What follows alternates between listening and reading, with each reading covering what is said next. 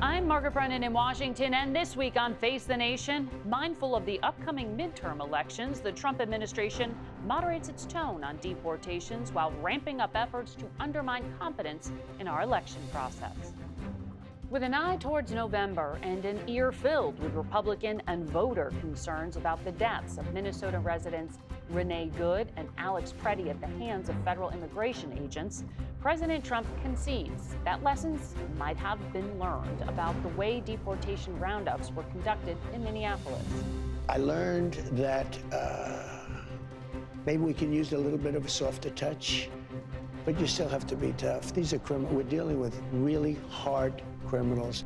With congressional efforts to agree on reforms tied to DHS funding stalled, we'll talk to a Texas Republican congressman, Tony Gonzales. His district is home to that family detention facility that housed 5-year-old Liam Ramos and his father last month. Plus, President Trump prods Republicans to nationalize voting, a move that prompts pushback from Democrats and state election officials. And what is behind the FBI's seizure of 2020 election records from Fulton County, Georgia? We'll talk to the top Democrat on the Senate Intelligence Committee, Mark Warner, and elections expert David Becker. Finally, we'll talk to former FDA Commissioner Dr. Scott Gottlieb about the alarming spread of measles around the U.S. and get his take on evolving vaccine protocols. It's all just ahead on Face the Nation.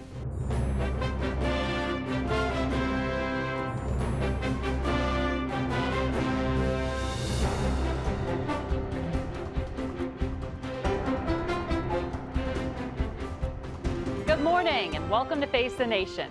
We begin this morning with the top Democrat on the Senate Intelligence Committee, Virginia's Mark Warner. Good to have you here. Thank you, Margaret. I want to talk about elections and security. Back on January 28th, the FBI went to Fulton County, Georgia, and seized ballots and 2020 voting records linked to the presidential election. The Director of National Intelligence, Tulsi Gabbard, then was spotted outside the elections office, and she argued that her presence there had been personally requested by the President of the United States, and she had broad statutory authority to coordinate, integrate, and analyze intelligence related to election security. What would justify her involvement? Is there any foreign nexus that you have been informed of? We have not been informed of any foreign nexus. The job of the Director of National Intelligence is to be outward-facing about foreigners, not about Americans. And remember, many of the reforms that were put in place actually took place after the Watergate scandal under President Nixon, where a president was directly involved in certain domestic criminal activities that appeared with the Watergate break-in. And my fear in this case is it almost seems Nixonian. You know, if the president asked Gabbard to show up down in Georgia on a domestic political investigation, first of all, how would he know about the search warrant even being issued? That's not his job. And then to have the Director of National Intelligence down there, which is totally against her rules, unless there is a foreign nexus. And she has not indicated any foreign nexus to us to date. There's been no communication with the committee whatsoever on this issue? We have asked. Okay. We then subsequently found that this was not the first time she was involved in domestic activities. She went down and seized some voting machines in Puerto Rico earlier in the year. Again, we had no knowledge of that. And then the question of what she was doing in Georgia, there's been 3 or 4 different stories since it broke. First, she said the president asked, then the president said he didn't ask her, then he said it was Pam Bondi, the attorney general. So we don't have the slightest idea, other than the fact that the whole thing stinks to high heaven. And the fact is, Donald Trump cannot get over the fact that he lost Georgia in 2020, that he lost the election in 2020. My fear is now he sees the political winds turning against him, and he's going to try to interfere in the 2026 elections, something that a year ago I didn't think would be possible. I mean, that's a tremendous statement. But just to clarify here, it was Reuters that first reported that Gabbard went to Puerto Rico back in the spring to seize voting machines. Was Congress informed at all, or did you learn about it in the press? I believe the first we ever heard about this was from the press itself. Wow. So you've laid out that the intelligence agencies usually focus overseas, but the White House is arguing that the director was there for good reason and that federal law, they argue, assigns the DNI statutory responsibility to lead counterintelligence matters related to election security. election voting system risks, software, voter registration databases. You're concerned, but are your fellow Republicans on the committee concerned about this? Here's the ironic thing, Margaret. Many of the protections for our election system were put in place during the first Trump administration. We set up CISA, the cybersecurity agency, to help work with state and local elections. There was an FBI center set up for foreign malign influence. And then we put into law something called the Foreign Malign Influence Center at the Director of National Intelligence Office. All of those entities have been basically disbanded. CISA cut by a third, the FBI center cut back, the ODNI's center cut back, which we think is frankly counter to the law. But it's all, in terms of the ODNI, has to be involved of foreign involvement. There has been no evidence of that to date. Where is Chair Cotton on this, though? We have jointly been making sure that we get updates on election security. And I think we're going to see more of that to come, because this is critical. And my concern is that when we see artificial intelligence tools and others, it was almost child's play what happened in 2016. China, Russia, Iran, others could be interfering. We've not seen evidence to date. Gabbard, if she's got any evidence, should have provided it to the Congress. I think this was an effort where Donald Trump can't get over the fact that he lost Georgia. So obsessed, and it begs the question is, what was Gabbard doing there? And it frankly begs the question is, why was the president even aware of this investigation before the search warrant was issued? Well, we would love to put those questions to the director and have asked to do so. But now that you are here, can you just button this up for me? Because we're talking about 2020, and that's what Fulton County Focus was about. But you also said you think in 2026 there's an effort to interfere. What evidence do you have of that? This was what I'm seeing from the president's own comments about nationalizing elections and putting Republicans in charge, counter to the Constitution. We've seen these activities in Georgia, where could there be some effort that suddenly gives him an excuse to try to take some of these federalization efforts? We've seen ICE. We focused a lot of this activity on ICE in terms of their going rogue in Minneapolis. But there is a very real threat without reforms at ICE that you could have ICE patrols around polling stations. And people would say, well, why would that matter if they're all American citizens? Yeah, non-citizens cannot vote. Because we've seen ICE discriminate against Latino families. We've seen as well mixed families where someone may be legal and others not. And candidly, you don't need to do a lot to discourage people from voting.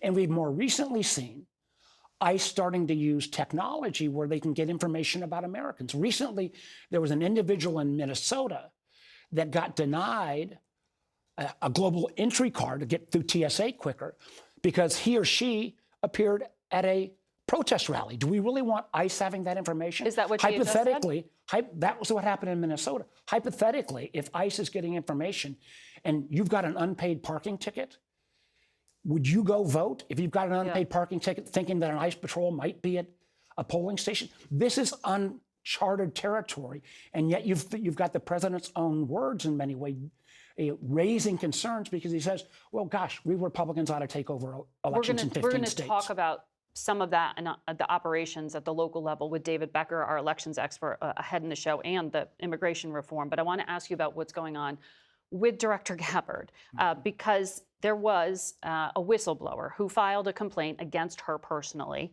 and offered to come to Congress to share the information, according to the attorney for this whistleblower. This is about a complaint that 2 inspectors general, one of them Biden era, concluded had a non-credible nature. You've viewed a redacted version of the complaint, as I understand it. Do you accept their conclusions? Well, first of all, the previous inspector general, who'd been a long-term professional, viewed it as credible. The new... Which of the 2 complaints? The original, I can't talk about the contents of the complaint. I'm old-fashioned, it's classified. And the complaint is so redacted, it's hard to get to the bottom of. I got additional questions. My concern with what the director did is that this information was not relayed to Congress. There is a process. And we didn't even, and I mean we, the Gang of 8, didn't even hear about the complaint until November. We only saw it in February. And we've got this complete contradiction where the then lawyer for Director Gabbard said he shared the responsibility she had to share this with Congress in June, the legal responsibility. She later stated that she was not aware of her responsibility. Ignorance of the law is not an excuse if you're the Director of National Intelligence. Well, as I understand it, because when it's deemed non-credible, it is not necessarily an urgent concern that starts a time clock that would force a ruling Congress of urgency by the first Inspector General. That was contradicted by the Trump Inspector General. But the process was still ongoing. The fact that this sat out there for 6, 7, 8 months now, and we are only seeing it now, raises huge concerns in and of itself. Well, I know you said you will not share what the intercept in the intelligence was about or the complaint itself, but CBS has been told by a senior intelligence official the whistleblower complaint included reference to an intelligence intercept between 2 foreign nationals in which they mentioned someone close to President Donald Trump. U.S. intelligence did not verify whether the conversation itself was more than just gossip. Will you be able to speak to the whistleblower? Will you be able to see this underlying intelligence? My understanding is the whistleblower has been waiting for guidance, legal guidance on how to approach the committee. Does a whistleblower still work for the U.S. government? I don't have any idea. Will you be able to view the intelligence, the intercept itself that she's accused of not sharing? We are trying to get both the redactions and the underlying intelligence. And that is in process. I'm not going to talk to the content itself, but this whole question, remember this whistleblower came forward in May. It's now February of the following year, and we're still asking questions. Tom Cotton, the chair, says he's comfortable with the process to date, but on the I am not comfortable with the process, the timing, and I can't make a judgment about the credibility or the veracity because it's been so heavily redacted. Well, the director is frustrated with you personally and issued this really long, blistering statement saying you have repeatedly lied to the American people, that the media also lies, and that she never had the whistleblower complaint in her possession and saw it for the first time 2 weeks ago, I guess the actual hard copy. So do you care to respond to this accusation that I would that you are lying? respond that I do not believe that Director Gabbard is competent for her position. I don't believe that she is making America safer by not following the rules and procedures on getting whistleblower complaints to the Congress in a timely fashion.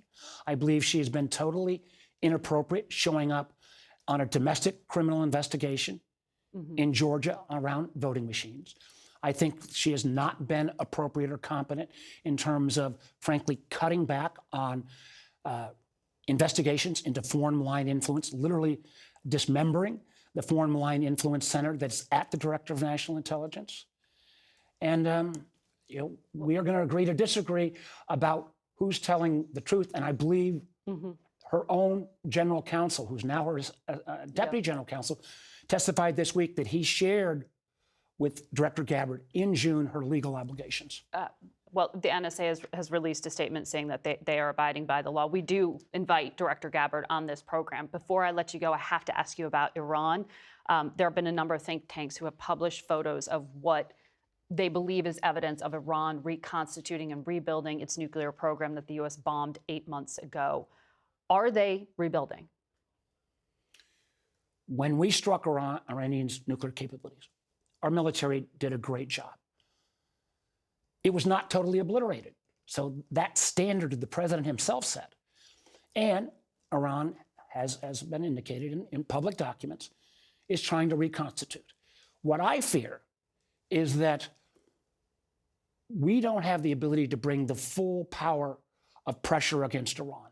A few weeks back when the Iranian people bravely were in the streets, and there might have been a moment, we couldn't strike because the aircraft carrier that was usually in the Mediterranean was off the coast of Venezuela doing the blockade there. On top of that as well, we were unable to bring the full force of pressure of our allies in Europe against Iran because at that very same moment, President Trump was disrupting NATO with his Greenland play. We are stronger when we use our allies, when we have our full military capabilities in region, and that military is getting stretched as good as we are as the president gets engaged in activities all over the world. You support the diplomacy underway now? I support the diplomacy, absolutely. All right. Senator Mark Warner, thank you for your time today. Face the Nation will be back in 1 minute. Stay with us. There is some devastating news out of the Winter Olympics in Cortina, Italy. Legendary downhill skier Lindsey Vonn, racing on a badly injured knee, crashed just seconds into her race this morning. The 41-year-old Vonn lost control while taking a turn and then spun briefly in the air. She was airlifted off the race course to a nearby hospital. Just 9 days ago, Vonn ruptured her ACL in a training race in Switzerland. Some good news for Team USA, though. Teammate Breezy Johnson won the gold medal for that race, becoming the first American to win gold in this year's Games. And we turn now to Texas Republican Congressman Tony Gonzales. Good morning. Good morning. Thanks, Margaret, for having me on. Let's talk about immigration. We've spoken before. You have this border district. You know a lot of Border Patrol agents personally. They're your constituents. So Friday, Homeland Security funding is going to expire. Right. And there's this standoff in the Senate in particular. Democrats are demanding a number of reforms, and I want to lay them out here. And this is sort of the cost of their vote. Democrats want to require a judicial warrant, not just an administrative one, to enter private property. They want federal law enforcement agents to show ID, wear body cameras, standard uniforms, no masks, protect sensitive locations like schools and churches, stop racial profiling, coordinate with local jurisdictions to prosecute crimes. Are you on board with any of these demands? Do you see a deal? I think we need to work through it. There's some things that make sense, there's a lot of things that don't.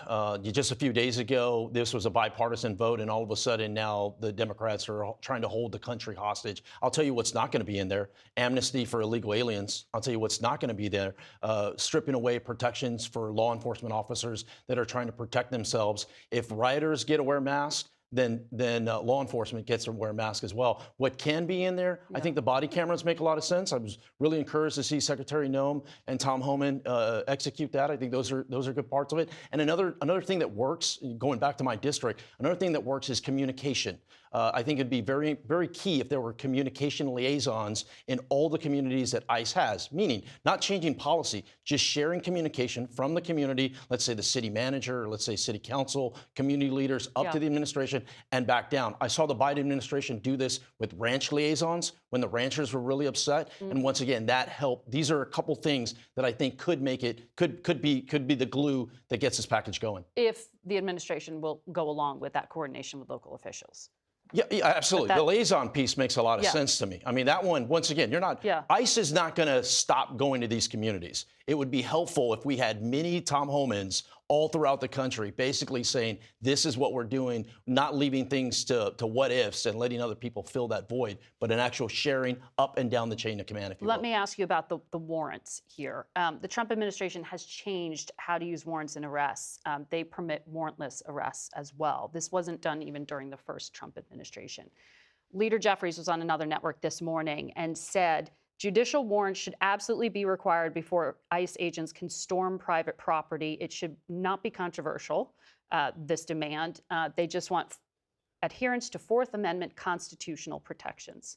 As a conservative, shouldn't a judge be consulted? Of course, I believe in the Fourth Amendment, but what worries me is a judge should not hold up everything. We're seeing judges all over the country go beyond their level of authority. And so if a law enforcement officer, let's just say, for example, sees a crime that's being committed or has due cause, then why can't they go in there? These administrative warrants, they aren't new. All of a sudden, the left There's new interpretation of them, and the ICE director has disclosed that. Well, they're complaining about the use of them, but if you're an ICE agent and you don't have cooperation from local or local officials, how are you supposed to get that criminal that's in somebody's community? How are you supposed to remove them? That's what worries me. If we allow judges to be the roadblock, it doesn't keep our community safe. So that's a hard line for you in terms of you would never get on board with requiring that a judicial warrant be required to enter private property? Administrative warrants work. I want to give law enforcement every tool they need to go out and apprehend these convicted criminals that are loose in our community. To me, that makes a lot of sense. Why you would want to shackle your own law enforcement from keeping our community safe makes no sense to me. Well, the Fourth Amendment protects all people, regardless of citizenship or national origin, from unreasonable search and seizure. So some of those collateral arrests are warrantless. But that's the politics of this funding bill. I'll put the policy aside for a second because I want to ask you about the cross-examination you're going to have the opportunity to make this week, because you have the head of ICE, CBP, and another agency come before the Homeland Security Committee. The Republican chair said he has questions about training of immigration agents and their use of force. Are you comfortable with what you saw happen in Minneapolis? I mean, are Republicans going to approach this in a partisan way or hold them to account? What happened in Minneapolis, nobody in this country should want. We should all strive not to be Minneapolis. We don't want to see local communities not work with federal government, and we don't want to see... The leaders of the agencies are the ones you're going to be questioning, though. Of course, and I want to know, hey, what are you doing to work with others within the community, so that way it's not just the ICE going it alone. It shouldn't be that way, and this is what we're seeing. Secretary Noem has been very clear on trying to build these relationships out, and Tom Homan is delivering on this by going in there. 80 counties are now all of a sudden working with ICE, allowing us in their jails. That was a choice by the administration to start working with locals. That was a change. They've been trying to do this. The problem is you've got so many local municipalities that don't want to that don't want to work together. And when that happens, your city burns. We don't want Los Angeles. We shouldn't want Minneapolis. People can protest. People can be able to say, hey, we won't agree with certain policy, but there needs to be more collaboration at the local, state, and federal level. Well, we're going to have to take a break here, but I have more questions for you on the other side of it. So if you would stay with us, we'll be right back with more Face the Nation. As Americans struggle with the heated debate about immigration enforcement tactics and public safety here at home, some of the U.S. athletes competing in the Winter Olympics in Milan have acknowledged the complicated feelings they're navigating as they represent their country on the biggest stage in global sports.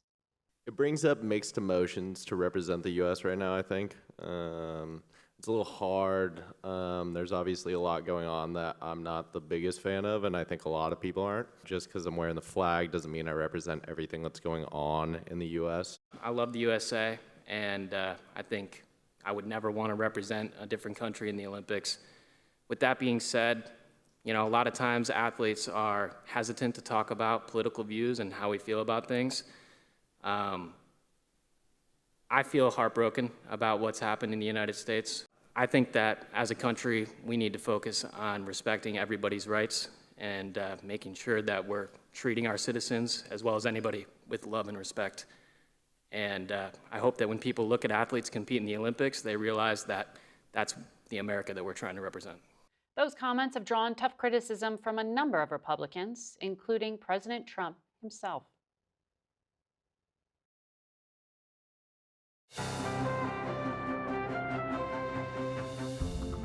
Welcome back to Face the Nation. We return now to our conversation with Republican Congressman Tony Gonzales of Texas.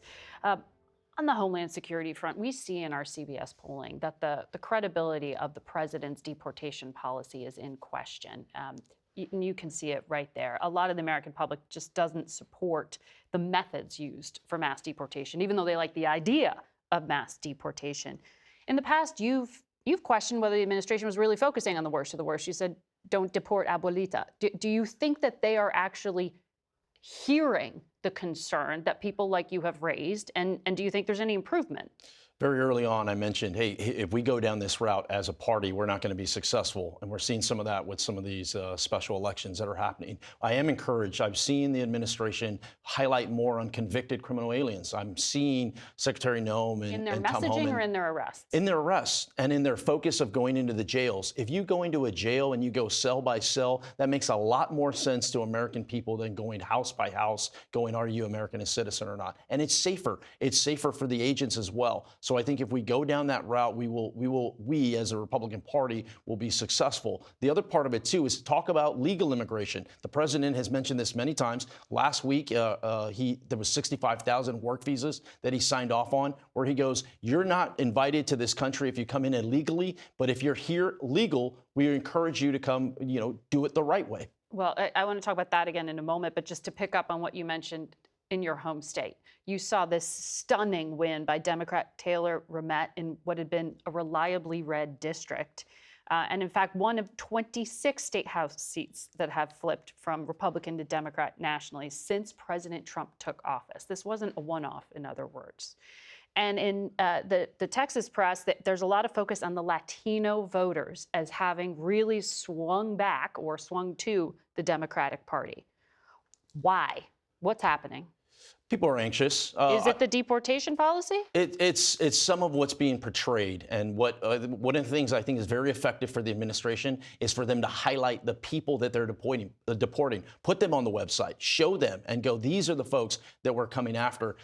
I would argue the Hispanic vote is what gave us, the Republicans, the House, the Senate, and the White House. And if we want to keep that long term, we do have to make a shift, not necessarily in policy, but in communication. I mentioned this earlier, a communication liaison of someone saying, hey, this is what we're doing, working with others, so it's not just a surprise. Prime example, San Antonio. We have a new ICE facility built in San Antonio. A lot of people are anxious. They don't know what's happening. This is $125 million that's coming to the community, have 1,200 jobs, and after it gets established, there'll be another $125 million with 325 good paying jobs for our local community. But respectfully, in the past, you have said this isn't just a PR problem. You actually looked at the numbers and found that it was not the worst of the worst in those detention facilities. Right. It's not a PR problem. It has to be. It is a policy problem. It has to be a policy. And what I am seeing is they are going after the worst of the worst. They're talking about we're going after the worst of the worst. The part I think we can improve on is communicating with the local municipalities,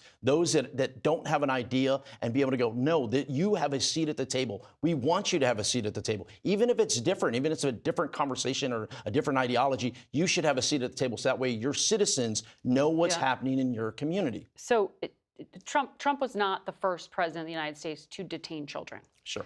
You have this facility, though, in your district, Dilley, and that is for family detentions. That's where little 5-year-old Liam Ramos from Minnesota was held before a judge. That's the picture of him there, ordered him released. He was ordered released because his family has a pending asylum claim, a legal process. He had entered with U.S. government permission through a process that the Biden administration had deemed legal. The current administration does not, the CBP One app. Liam's father gave an interview to Telemundo, and you read the transcript. He's talking about this 5-year-old. He's not okay. He's waking up at night crying. He's worried he's going to be taken again. It's psychological trauma, according to the father. And the administration's still trying to deport him. Do you understand why they are so focused on this 5-year-old and his dad if they did come in through the front door with U.S. government permission? Well, the front door was via an app that Biden knew exactly what he was doing, and he created this huge mess that now President Trump is there to clean up. And but he came in the front door. He wasn't sneaking across the border. Through an app that wasn't vetted, and the bottom line is that they're not going to qualify for asylum. So what do you do with all the people that go through the process and do not qualify for asylum? You deport them. I understand the 5-year-old, and it breaks my heart. I have a 5-year-old at home. I also think, what about that 5-year-old U.S. citizen? You feel comfortable defending that?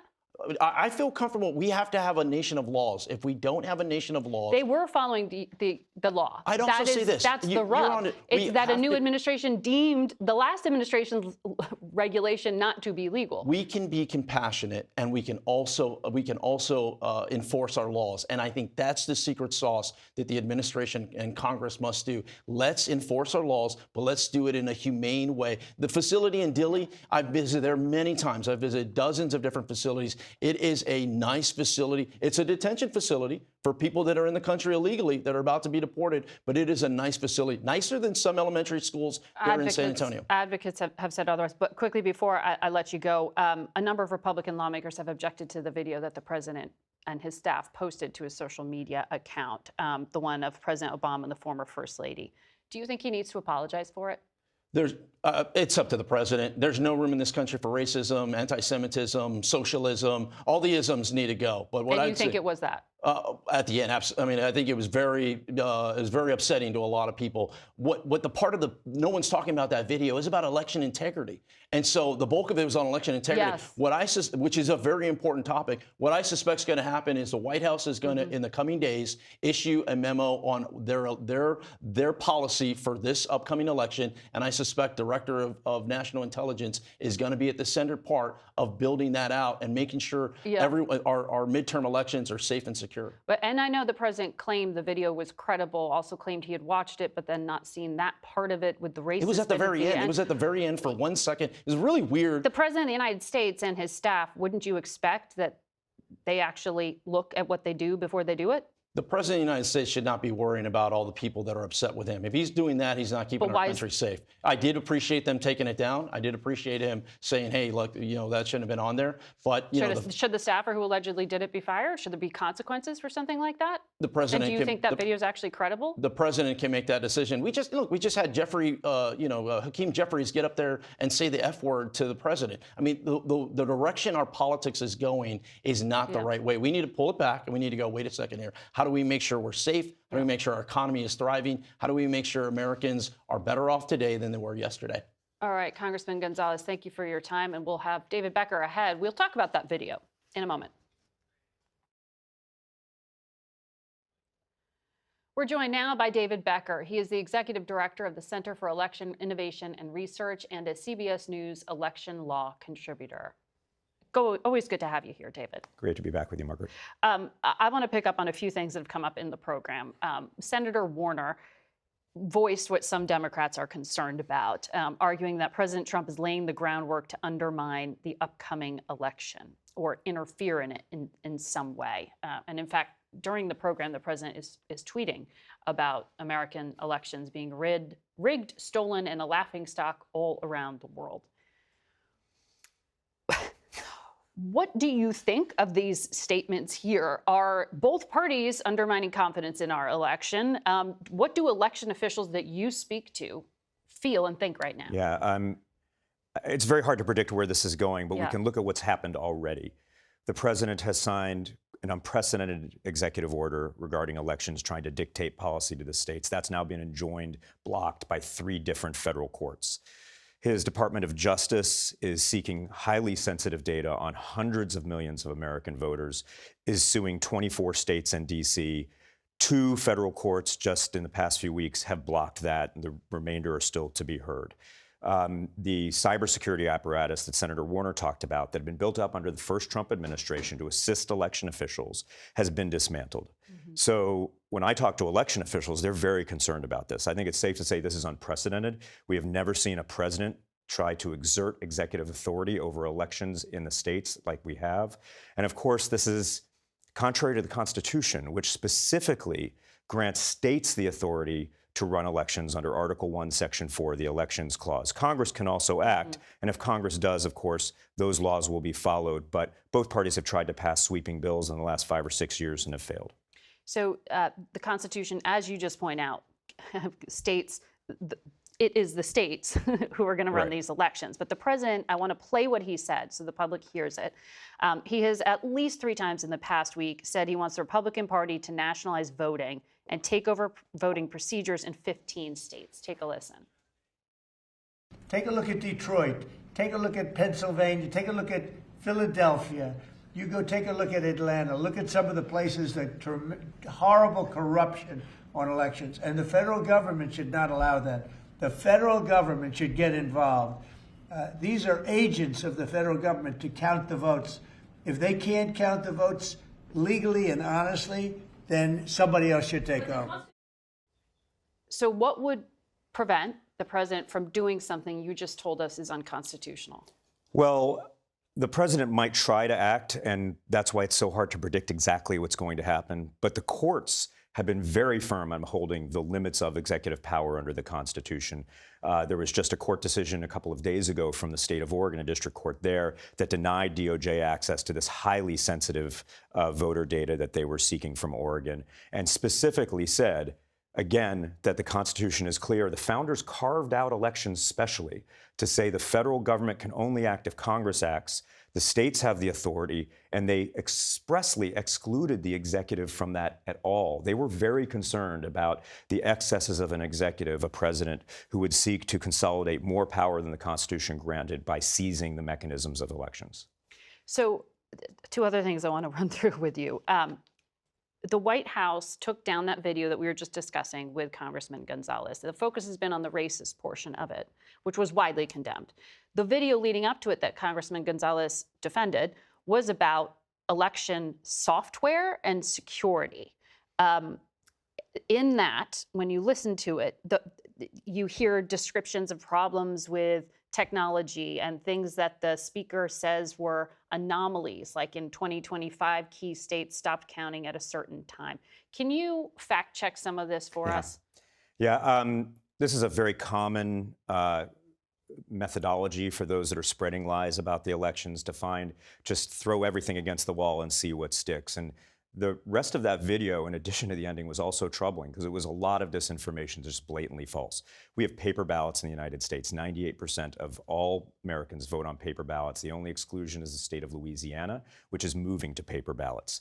That means those paper ballots can be checked against whatever the machines tally, and they are checked. Famously in Georgia, those paper ballots in 2020 were counted 3 times, 3 different ways, once entirely by hand, over 5 million ballots counted by hand in 5 days, with observation from both campaigns and observers. There's no way to get around the fact that 2020 was the most scrutinized election in American history. And every time when courts reviewed it, when people who lied about the election were taken to court, the work of election officials withstood that scrutiny. It's really remarkable. Not only are our elections not rigged, they're as transparent and verifiable and as secure as they've ever been, no matter whether you like the outcome or not. And we're seeing disinformation being spread, in this case by the President of the United States, targeted at his own supporters, at others who might not like the outcome of elections, and unfortunately some are believing it. Well, it's unusual because the president won the election and Republicans won the last election. So when he is saying now that suddenly the system is broken, it seemed to work when it elected him, but it didn't work when he lost in 2020. That is what is contradictory in sort of just the common sense version. That's exactly right. But on the facts of it, you're saying this has actually been verified time and time again. But those ballots you just talked about from Fulton County, we have body camera footage of these FBI agents going and taking the ballots. Why would the FBI now be taking the ballots? Why was the Director of National Intelligence there, and what would they do with these ballots? This is a great question, and it still has not been answered. First of all, there was no crime committed in 2020. Those ballots have been counted and reviewed so many times. We know exactly what happened in Georgia in 2020. Joe Biden won that state by a relatively narrow margin of 11,779 votes. In 2024, Donald Trump won that state. Democrats didn't somehow have the magical ability while out of the White House to steal an election in 2020 and then forget to use that power in 2024 when they had the White House. So we know exactly what happened. If there was a true, honest review of those ballots, it'll confirm exactly what the result was, just as when the cyber ninjas reviewed the Maricopa County ballots in Arizona, they found the same exact outcome. As for the Director of National Intelligence being in Fulton County, there is no viable reason to have a high-level political appointee during the execution of a search warrant. That search warrant has many defects, as the body cam footage showed. There was a defect in the address when they first showed up. They had to go back and get a corrected search warrant. And there's also this issue of the statute of limitations. There's a 5-year statute of limitations under federal law for any of the crimes that they mentioned in the warrant. There were 2 specific statutes. That 5-year statute has expired by any measure. And so I'm not sure why a magistrate signed off on it. We're not sure why the DNI was in Fulton County inside a local election warehouse. We've heard shifting explanations. First, the Deputy Attorney General said she happened to be in Atlanta. I don't know that that's particularly credible. And then then we heard the President directed her, and then Attorney General Bondi directed her. We have no idea what actually happened. Well, we checked, and at least 9 top Trump administration officials by CBS criteria raised doubt about the validity or integrity of the 2020 election. That count does not include the President of the United States himself. David Becker, thank you. We'll be back in a moment. We turn now to former FDA Commissioner Dr. Scott Gottlieb. He is also on the board of Pfizer and United Healthcare. Dr. Gottlieb, welcome back. Thank you. You have a history of making accurate predictions that are also terrifying on this program. And it was around this time last year that you said you were very concerned about the measles outbreak and that it would spread. You're right. In South Carolina, or about 900 reported cases, largest outbreak since measles was declared eliminated. You got out in Disneyland in California, 2 cases. Here in DC, cases detected. Should we avoid mass gatherings? How concerned should we be? Look, I don't think we should be worried about mass gatherings at this point. I think that this is going to get worse, unfortunately, before it resolves. Last year, we had 2,000 cases. This year, so far, we have 750 cases reported. It's going to be a lot higher by the end of the year. I think this is going to be a long cycle. Right now, if you look at the people who are getting infected with measles, the majority of people are between the ages of 5 and 17. They're not toddlers. And we're seeing vaccination rates decline among toddlers, really as part of a broader movement away from pediatric vaccines in this country. As those toddlers age into school-age settings, the scope of the measles outbreaks are going to continue to escalate in this country. If you think back to the early 1990s, 1991, there were about 25,000 cases of measles. 1992, we had about 10,000. Vaccination rates had declined in the 1990s. Only about 88% of Americans, children, were vaccinated for measles, mumps, and rubella. Right now, it's about 90%, but in some of the states where you're seeing these outbreaks, the rate is as low as 81% in Alaska, 88% in a number of states that are having outbreaks right now. So we're starting to get down to lower levels, and I think that's going to continue to decline. And again, as these children who aren't getting vaccinated age into school-age settings, they're going to start spreading broader and larger outbreaks. So I think this is a long cycle, especially now that this has gotten embedded in political psyche in this country. I think this is a generational change. Yeah, well, and those percentages you point out are important because we're below herd immunity. And as I understand it, it's not just the United States. Britain, Canada, Spain, a number of European and Central Asian countries lost their measles elimination status. This is a global anti-vaccine movement, it would seem. Yeah, look, I think that that's right. And I think a lot of this comes out of the COVID pandemic where people felt compelled to take vaccines that they had hesitations around through state action. I thought that was a mistake at the time. I still think it's a mistake. We talked about in this show that would breed an anti-vaccine backlash, and I think that's what we're seeing. And it's given voice to a lot of people who are anti-vax from the outset, who are now gaining political resonance and starting to drive a lot of the policy agenda, including at the Department of Health and Human Services. So the scope of these is going to continue to grow. It's not just MMR, it's diphtheria, tetanus, and pertussis as well. We're seeing pertussis outbreaks in this country. Those are going to continue to grow. So we're in a long cycle right now, and I think it's important that we continue to educate people about the importance of these vaccines, especially the MMR vaccines. Measles is very contagious, and as you said, the herd immunity rate is about 95% vaccination in a community. In certain pockets of this country, we're well below that. You look at some states, there's pockets, there's communities where their vaccination rate is about 70%. And so that's where you're seeing the outbreaks, particularly in South Carolina, Texas. Florida has an outbreak right now. There's been big outbreaks in Utah and Arizona as well. Arizona had 250 cases, Utah about the same.